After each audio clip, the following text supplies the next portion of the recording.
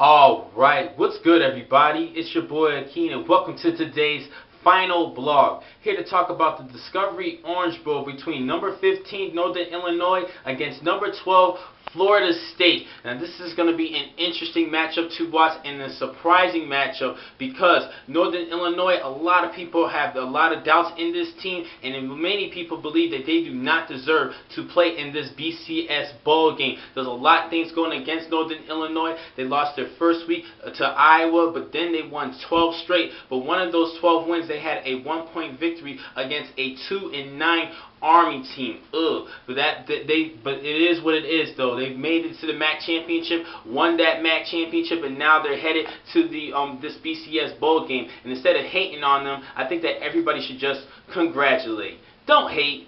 Congratulate. You know what I'm saying? I have to give congrats to Northern Illinois and their former head coach Dave Doeren. He actually had an excellent season leading this team to a MAC championship, but he is not going to be with this team in this matchup, which is going to be a big loss. Doeren went to NC State and took that job to replace Tom O'Brien. So Northern Illinois has a little bit of a chip on their shoulder, a bad situation with they have to go without their head coach, their true leader, but they still have an outstanding leader at quarterback in Jordan Lynch, one of the most electrifying, exciting players in college football. Well over 4,000 yards of total offense, and he had 19 rushing touchdowns to 24 touchdown passes and just 5 interceptions. He's very smart with the football, and he is a tough kid. Well over 1,700 yards rushing, well over 2,600 yards passing. He's a great player, and he's going to be that dangerous go-to guy that everybody in Florida State's defense is going to have to look out for.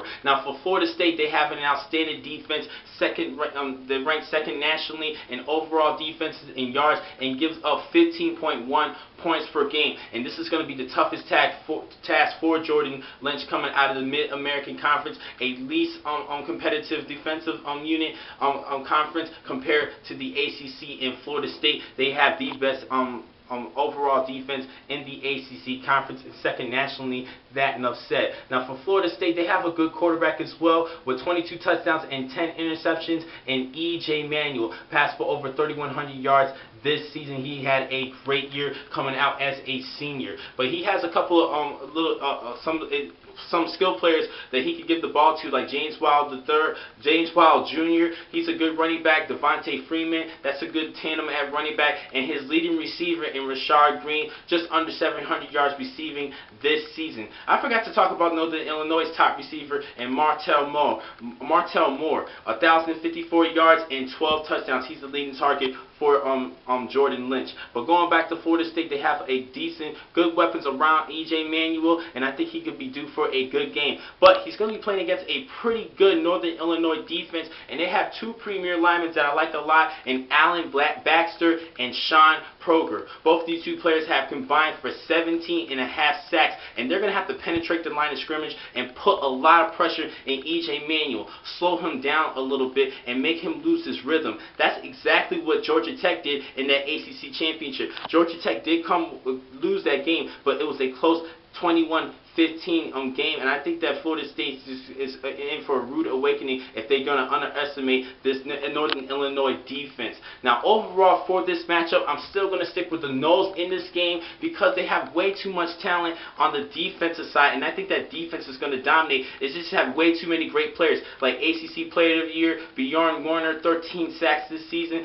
second in the nation overall behind Anthony Barr. He's a great defensive end. Also on the other side, Cornelius Carrington, he has 11 sacks, which is second in the ACC conference. Also, LaMarcus Jr., Xavier Woods has 3 interceptions. They have a lot of talented players on the defensive side, and I think it's going to be way too much for Northern Illinois' quarterback Jordan Lynch. I think he's going to be in for a